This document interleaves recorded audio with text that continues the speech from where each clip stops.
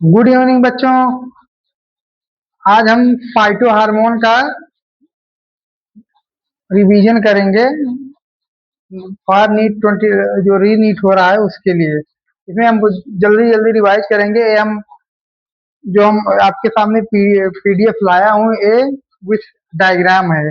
इसमें आपको बहुत सारा एफर्ट नहीं डालना पड़ेगा। बहुत सारे बच्चों को दिक्कत होता है कि इसका मेरे को इफेक्ट याद नहीं होता। बाद में हम सारे हार्मोन का याद करते हैं तो मिक्सअप हो जाता है, वहाँ एग्जाम में कंफ्यूजन होता है। तो इसलिए मैं सारा जो इफेक्ट है एक पर्टिकुलर हार्मोन का, उसको हम इंडिविजुअली वाइज डायग्राम वाइज आपको समझाएंगे। सबसे पहले हम चलो देखते हैं आक्जिन का। आक्जिन का जो एनसीईआरटी में सबसे पहले एक्सपेरिमेंट दिया है।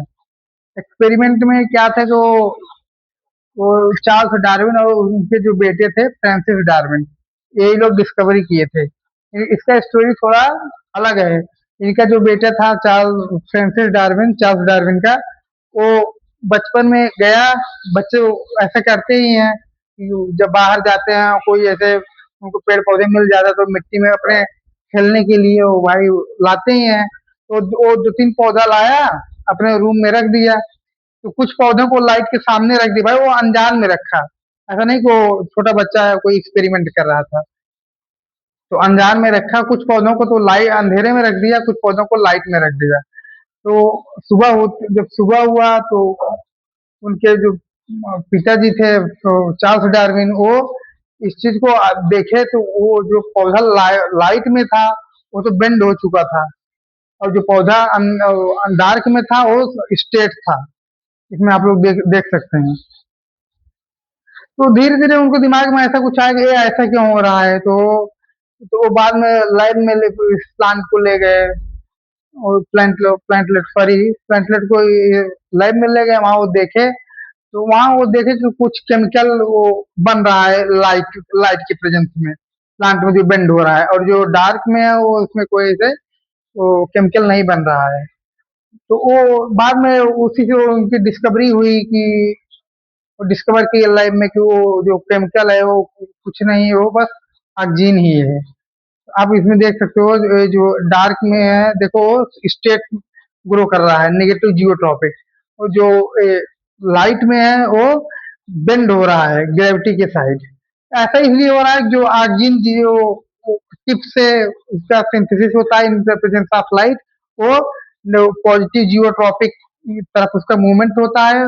वो डाउन साइड जाके जहां जिधर एकुमुलेट होता है उधर ओवर ग्रोथ करा देता है। लाइट भी आ रहा है प्लस ओवर ग्रोथ करा दिया। और जिस साइड वो बेंड हुआ उधर डार्क हो गया, तो डार्क में उसको बनेगा नहीं, इसलिए वहां ओवर ग्रोथ के कारण वो बेंडिंग हो जाती है।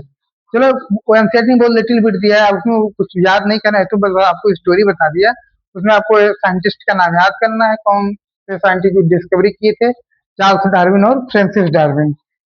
कैसा हुआ था उसमें लिखा था, ये नहीं सब लिखा है, बस यही लिखा है कि इन्हें आइसोलेट कौन किया सबसे पहले ये एनिमल सोर्सेस से कहाँ आइसोलेट हुआ, ह्यूमन यूरिन से। अब चलिए हम इसका इफेक्ट देखेंगे कि इफेक्ट में क्या क्या दिया, जो बच्चों को बहुत दिक्कत होता है याद करने में। तो आप एक बार देखिए, आपको ऑटोमेटिकली याद हो जाएगा, बस इसमें आपको बहुत कुछ करना नहीं है। हम देखो कि पहले इफेक्ट लेके चलते हैं। इसमें एनसीईआरटी में पहला दिया है initiate rooting in stem cutting. ये क्या करता है, जो आपको जब आप कैलस का फॉर्मेशन होता है, आप वो पढ़े होंगे कैलस क्या होता है, अनडिफरेंशिएटेड मास ऑफ सेल। तो प्लांट सेल जो होता है उसको हम डिफरेंशिएट करने के लिए दो हार्मोन का यूज करते हैं, एक ऑक्सिन और एक साइटोकाइनिन। उसमें आप देखो, ये जो फर्स्ट आप डायग्राम देख रहे हैं, इसमें हम जो जैसे हम वो लेते हैं ना, रोज लेते हैं इसको हम, हमको जल्दी का होगा, सब में होगा भाई, नेचुरली भी ऑक्सीजन बनता है। आप लाइट में डालो होगा ऑक्सीजन बनेगा, उसका रूटिंग होगा, फिर उसमें साइटोकाइनिन भी बनेगा, उसका अपर पार्ट भी डिफरेंशिएट होगा। लेकिन हमको जल्दी करना है तो आपको देखो एक्सपेरिमेंट किया गया है, पहले में ऑक्सीजन को डिप नहीं किया गया है, तो इसमें कोई रूटिंग नहीं हुआ है। तो फर्स्ट में आप देखिए। फिर सेकेंड में क्या है कि इसमें देखिए, इसमें इसको हम आर्जिन में डिप कर दिए हैं, तो इसमें देखिए रूट कितने अच्छे आ रहे हैं। इतने अच्छे से देखो, सब अच्छे से रूटेड है। आर्जिन इंड्यूस द रूट इनिशिएशन। बस आपको डायग्राम याद रहेगा तो ऑटोमेटिकली ये आपको बस इतना याद करना है कि जो आर्जिन का काम है ये रूट का इनिशिएशन करता है। अब हम और दूसरा इफेक्ट लेके दूसरा इफेक्ट चलते हैं। वो क्या है, promote flowering in the pine Apple. जो पाइन एप्पल अनानास होता है इसमें ये क्या करता है, फ्लावरिंग को प्रमोट करता है। देखो जो फर्स्ट है इसमें कोई आर्जिन का एप्लीकेशन नहीं हुआ है, इसमें कोई फ्लावरिंग नहीं हुआ है। सेकंड में क्या हुआ है, जैसे हम जैसे में आर्जिन से ट्रीटमेंट किए इसका, तो इसमें इन्फ्लोरेसेंस का इन्फ्लोरेसेंस हुआ, उसके बाद इसमें फ्लावर लगा, उसके बाद इसमें फ्रूट सीड, ये सब जो नॉर्मल डेवलपमेंट हुआ, सेक्सुअल रिप्रोडक्शन आप लोग पढ़े ही होंगे। मतलब आपको इफेक्ट याद करना है, ये थोड़ा डायग्राम से देखेंगे तो आपको अच्छे से याद होगा।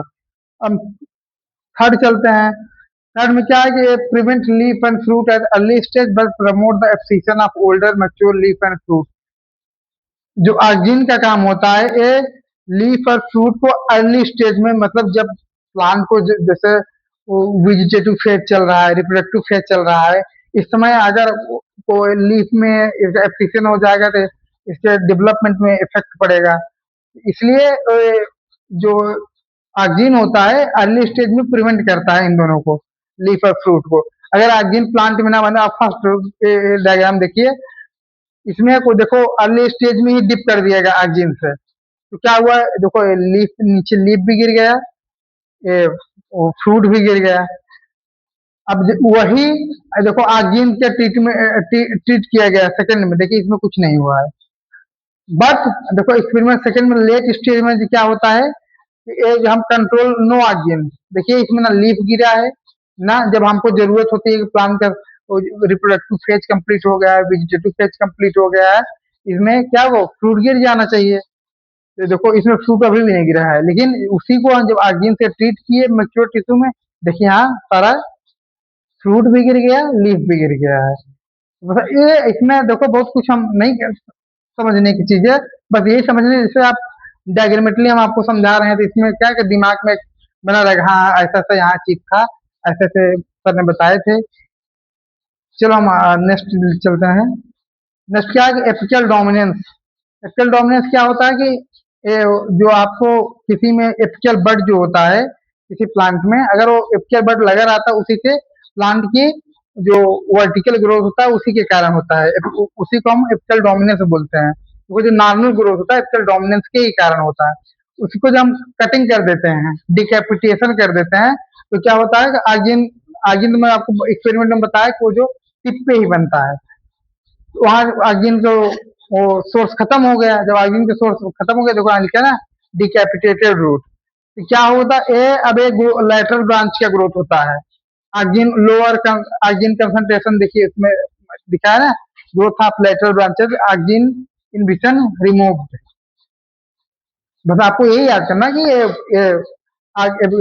जो आर्जिन का फंक्शन होता है वो एपिकल डोमिनेंस में वो हेल्प करता है।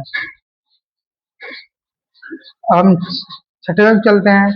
छठे देखो ये डिकैपिटेशन होता है, इसी कॉन्सेप्ट का यूज मैं आपको पिछला इफेक्ट पढ़ाया एपिकल में, ये जो उसमें डिकैपिटेशन भी आपको टर्म बताया है। डिकैपिटेशन मतलब आपको एपिकल बड को रिमूव करना है, एपिकल बड को रिमूव करना हम, इससे क्या होता है कि ये जो लेटरल ग्रोथ होता है, लेटरल ग्रोथ जिस प्लांट में हमको जैसे कराना होता है, मीन्स जो जिससे हमको लीफ से बेनिफिट होता है, जैसे टी हुआ, चाय की जो खेती होती है इसी की कॉन्सेप्ट पे होती है।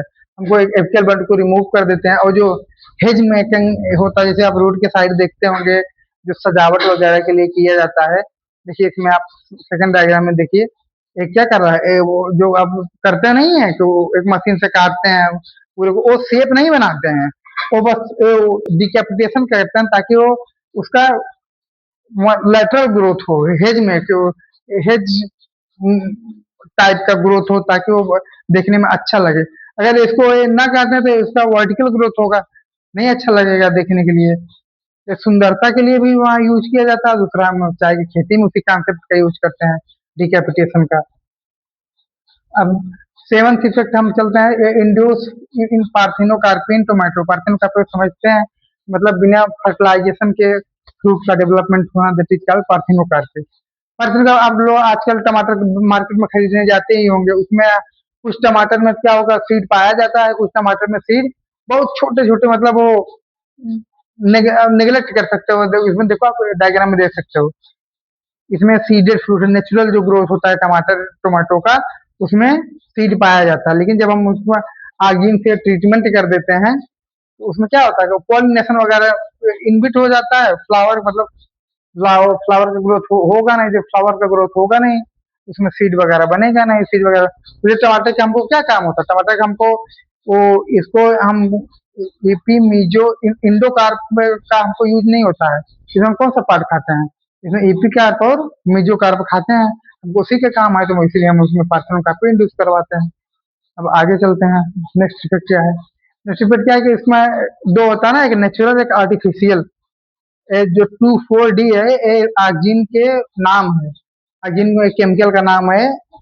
तो इसका जो यूज करते हैं हम, वो हर्बिसाइड के रूप में यूज करते हैं। हर्बिसाइड में क्या, जैसे हम आपको कोई जो गार्डनिंग वगैरह करते हैं, उसमें हम क्या करते हैं, उसमें ये सोचते हैं कि जो डाइकोटिलीडन्स है वो वीड वो ना ग्रो करे। केवल आप जो ग्रास वगैरह देखते हो मोनोकाट है, मोनोकाट में कोई अगर तीसरा जो फ्लावर फ्रूट कभी या नहीं ग्रो हो जाता है, पूरा शो खराब कर देता है। तो हमको वो जो अच्छा, हमको जो गार्डनर होते हैं गार्डनिंग के टाइम, वो अच्छा अपने वो गार्डनिंग को अच्छा बनाने के लिए वो इस केमिकल का यूज करते हैं। एक केमिकल क्या करता है, को डाइकार्टिलीडन वीड्स को किल करता है, बट मोनोकाटिलीडन को इफेक्ट नहीं करता है। इसी कॉन्सेप्ट का use weed free lawn by gardener NCERT में, ये एनसीईआरटी की लाइन है।